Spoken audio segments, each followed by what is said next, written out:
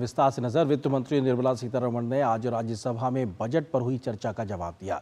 वित्त मंत्री ने बजट को लेकर सदस्यों की शंकाओं का आंकड़ों के साथ समाधान किया तो विपक्षियों द्वारा उठाए गए सवालों पर भी जवाब दिया।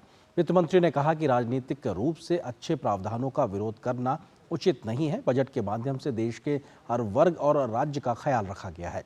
विपक्षी दलों को बजट प्रावधानों को पूरा पढ़ने की जरूरत है।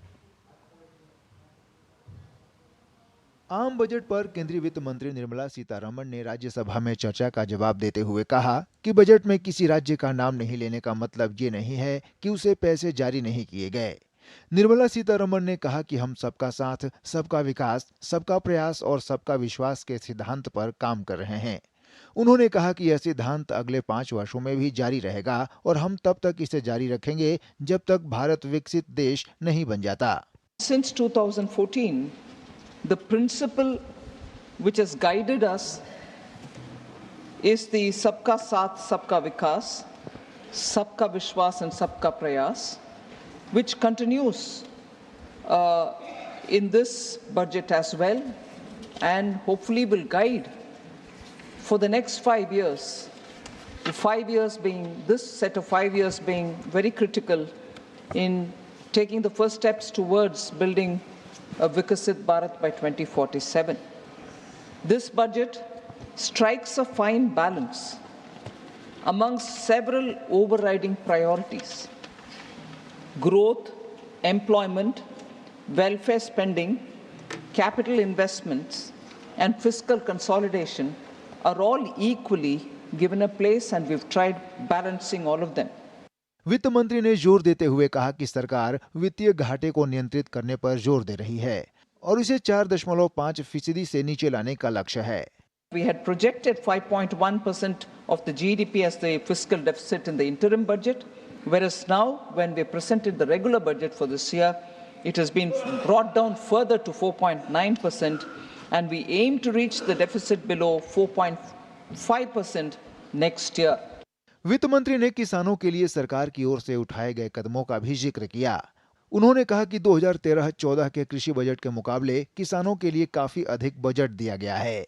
वित्त मंत्री ने कहा कि किसानों के लिए सम्मान निधि और कृषि बीमा की शुरुआत की गई है। उन्होंने कहा कि किसानों के लिए उर्वरकों पर 11 लाख करोड़ खर्च किए गए, जबकि कांग्रेस ने किसानों के लिए सिर्फ झूठे दावे किए। वित्त मंत्री ने कहा कि सरकार के खर्च में लगातार बढ़ोतरी हुई है और सरकार ने शिक्षा, रोजगार, कौशल विकास पर खर्च बढ़ाया है। उन्होंने कहा कि पूंजीगत व्यय के लिए 11 लाख करोड़ रुपए रखे गए हैं। वित्त मंत्री ने कांग्रेस पर तंज कसते हुए कहा कि कांग्रेस जब भी सत्ता में आई है, उसके साथ महंगाई बढ़ी है। उन्होंने कहा कि सरकार ने दालों और अनाज की भरपूर भंडारण की व्यवस्था पर जोर दिया है। महंगाई को नियंत्रित करने के लिए क्रूड तेलों पर लगने वाले एक्साइज को भी कम किया गया है। India's average inflation was only 5.1%, lower than the 5.8% average among the emerging economies. So we are close to it and even lesser than the average of the emerging economies' inflation. That is the difference between UPA's handling of inflation and India's handling of inflation. Sir, Congress means mehengai is something the common man knows as well. Because the common man's slogan used to be and continues to be Congress आई महंगाई लाई।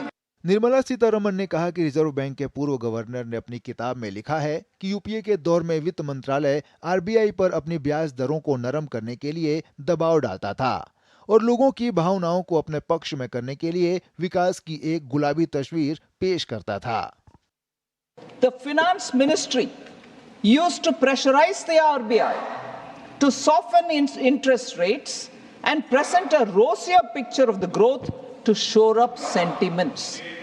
You were not able to perform in the economy, managing the inflation, giving stimulus to growth and leading the country to have better growth, but you are asking the RBI to give a rosy picture so that the sentiments don't get affected. वित्त मंत्री ने अर्थव्यवस्था को नई बुलंदियों तक पहुंचाने के लिए बजट में सरकार द्वारा उठाए गए कई कदमों का भी जिक्र करते हुए कहा कि सरकार का 2047 तक भारत को विकसित राष्ट्र बनाने का लक्ष्य है। उन्होंने कहा कि सरकार ने शिक्षा, रोजगार, कौशल विकास पर खर्च बढ़ाया है। Bureau report, DD news.